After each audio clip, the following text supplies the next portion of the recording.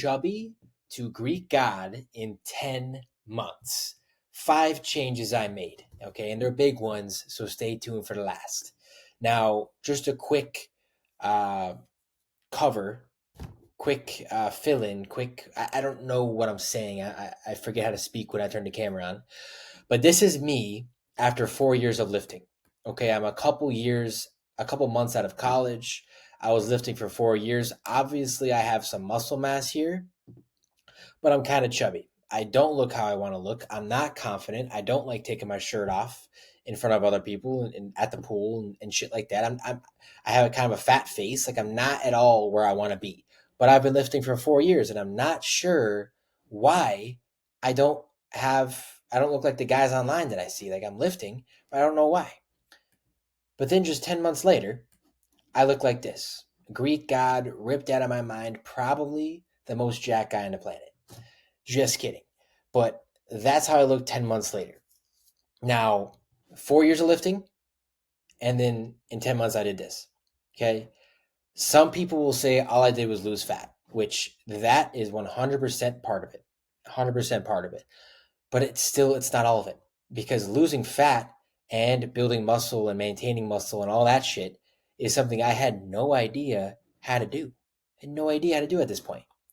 So I'm going to show you guys so that hopefully you don't have to waste 4 years. Hopefully you're only 1 year into lifting, 2 years in lifting, and now you can look like absolutely ripped out of your mind way sooner than I did. So let's dive in. Change number one. Okay, this is the most important change. So remember this. I found a deeper why. That's the first change I made.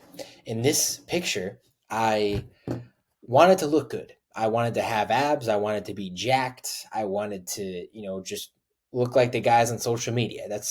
That was my main goal, my main mission. And that's how I looked. But then what kind of sparked this change in me is I'm the oldest of four. So I have three younger siblings and then, um, you know, uh, then a now single mom because at this point in between here, my dad walked out of my family. He was like an alcoholic, stuff like that. Long story short, he walked out of my family. All of a sudden, I went from, the older brother to father figure role model role where I had three younger siblings and a single mom that was depending on me to like be their rock, to be that guy in the family that they can all lean on. And I looked in the mirror, like looking like this, and I was like, wow, I don't look like a guy that can be depended on. I don't look like a guy that can support a family. So I was like, I got to make a change. First thing I did, boom, my physique. Locked the fuck in, got super disciplined because it wasn't for me anymore. It was for my family. It was for everyone around me. It was for my legacy. It was a bigger reason than me. Vanity will only take you so far. Some people have gotten jacked off vanity, but at the end of the day, vanity doesn't hold up on the days you don't feel like you're motivated, you don't feel like doing anything, you don't feel like being consistent, your friends ask you to go out when you should be going to the gym. Vanity doesn't hold up, especially like when you look okay and you've been in the gym for a little bit, you have some muscle mass. It's easy to say, I look good enough. I can skip, upper body day today. It doesn't matter. Leg day today tomorrow doesn't matter. And then you say the same. Whereas if you have a deeper why, it's almost impossible to not stay consistent and do everything you need to do because when it's bigger than you, it's very hard to let other people down. So that is number one. Okay. Change number two, I learned proper nutrition. Okay. Nutrition's 80% of it. I know you've probably heard from everyone and their mother saying nutrition is the most important part. If you're still stuck, you might know it, but you don't understand it. So let me explain. Okay, because nutrition is like besides finding a deeper why, learning my nutrition was the most important thing I did.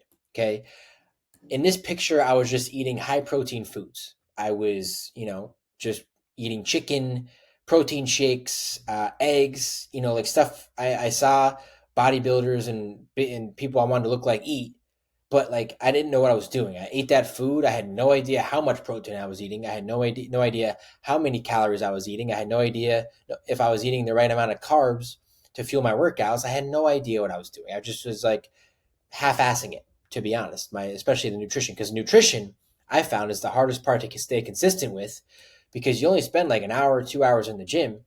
The rest of the time, it's, I want a snack. I want this. I want that. I want this. Like, it's most of the work is done outside of the gym. Okay, we're just going to be honest. So learn the proper nutrition. Number one is, if you're looking to make a similar transformation to me as I did and go from like kind of chubby to ripped, you're going to have to be in a calorie deficit, slight calorie deficit, so we can recomp and maintain, build muscle at the same time. So you're going to want to be consuming 1 gram of protein per pound of body weight a day. Okay. Now, people, science-based lifters, Jeff Nippard, they say like minimum 0.7 grams of protein per pound of body weight, which is fine. But if you're in a calorie deficit, I'd recommend going a little bit higher on the proteins. That way we can still build muscle and maintain. Plus, you're going to feel it's going to fill you up more eating more protein than just eating a little bit of protein and like a lot of carbs and stuff like that. So it's going to make you feel fuller, and you're going to build muscle at the same time. So besides protein, you got to know your calories. If you want to be in a slight calorie deficit, you got to know what the hell a slight calorie deficit is. Okay. So we got to find the maintenance calories. That is just your weight, your whatever, you say you're 180 pounds, you times that by 15. Okay. Your weight times 15 equals your maintenance calories. Now, give or take, that gives you a relative estimate. If you're eating your maintenance calories and you're gaining weight, lower it by 100 or 200 calories. If you're losing weight, raise it up by 100, 200 calories, but that'll give you a good idea. And then once you get your maintenance calories, be in a slight calorie deficit to have this similar transformation. I'd say max 400 calories. Max 400 calorie deficit, stay in that. 200 to 400 calorie deficit, stay in that. Eat your protein. Eat carbs and fats with every meal, and you will get here. That's like most important part is the nutrition. Because if you already have some muscle mass like I did, you already know at least kind of what you're doing in the gym, but you probably don't have the nutrition part down. So that's the most important. And trust me, once you know you're eating enough protein, and you know you're eating the calories and everything like that, you're going to feel better, and that's going to lead to better lifts, and that's going to lead to more efficient, more muscle being built. Okay. So number 3, I got a program. Okay. I sucked my pride up. I swallowed my pride and I just sucked my pride up. Pause. I got a program and I swallowed my pride and I stopped just showing up to the gym doing whatever I thought was right. Right. Because in this picture, I was doing a bro split. I basically did a bro split for 4 years straight. So I think at some point I did a push pull legs, but for the most part, it was chest day, back day, shoulder day, arm day, leg day, repeat. And I would just show up to the gym and be like, okay, it's chest day. I'll do bench press. I'll do flies. I'll do this. I'll do that. Like I just was kind of like going with the flow. Like I just didn't have a plan. I just showed up and did whatever, and I had no idea how many reps I should be doing, how many sets I should be doing. I didn't write anything down. I was just kind of getting a good pump and leaving, and it did some work, but it's not going to get you here. Okay, showing up and not having a plan is not going to get you here. It can get you here. It's not going to get you here. Okay. You have to have a program. Once I got a program and I actually knew what I was doing, I knew how many sets, I knew how many reps, my whole world changed, because not only did I spend way less time in the gym because I didn't have to like, just kind of like, oh, did I do enough? Maybe I should just do this real quick. Like I knew I was doing enough. Plus I learned how to progressively overload and target my compound lifts. Most important thing, my philosophy is compound lifts are the most important. We're talking overhead press, like shoulder press, incline bench press, Bulgarian split squats, weighted pull-ups, and weighted chin-ups. Every single exercise that hits multiple muscle groups at once is a compound lift. The most important thing you need to do if you want to build muscle and be efficient is progressively overload your compound lifts on a weekly or bi-weekly basis. Right? If you're increasing your compound lifts every 1 to 2 weeks, you will be getting stronger, obviously, but you also will be building muscle. It's clear as day. If you get stronger and you get to push more weight, your body will build more muscle to accommodate for the extra stress. That's why you progressively overload. If you're not progressively overloading, you might build some muscle, but you're going to stay the same, right? You're not going to build any more. Okay. So get a program, swallow your pride, just get it. I got like a 3-day-a-week program from Greg Gallagher when I really like Greg Gallagher. But not only that, for both nutrition and getting a program, I researched. I watched a shit ton of YouTube videos. Um, I, I read shit. I read articles. I went all into just learning what exactly I should be doing, because now that I had a deeper why, I was like, okay, I got to take this seriously. I know 70% of what I'm doing. I need an extra 30%. And that's when I locked in, learned everything. So then I knew I was doing the right thing. And once you know you're doing the right thing, you got to track everything. Okay. You got to track, because if you're not tracking, you're not going to know what the hell's going on, especially the nutrition. If you're not tracking your calories and your protein, how are you going to know you're eating enough protein? How are you going to know you're eating enough calories, or you didn't eat over calories, you didn't eat under calories? Like, you got to make sure, for both how you look and how you feel, that you're eating enough calories, but also you got to track your lifts, because how the hell are you going to know that you're progressively overloading and you're improving your lifts if you don't know what you did last week? You don't know what you did the week before. Like, how the hell are you going to know that? So you got to be tracking the lifts. That was the biggest thing. I didn't even think about tracking my lifts, and I would show up every week like, I think I did this weight last week. I'll do this week. Wait, but it turned out to be the same weight 2 weeks in a row.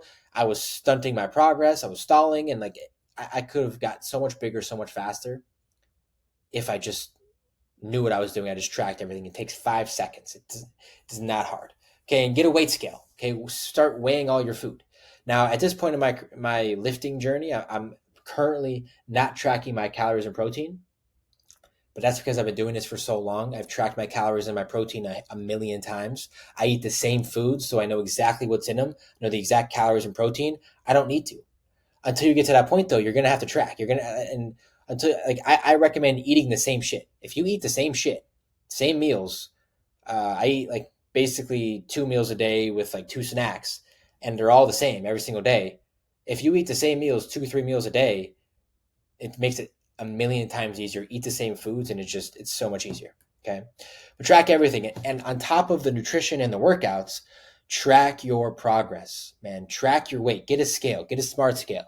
I have a smart scale that goes right on my phone. I can see what I weighed 2 months ago.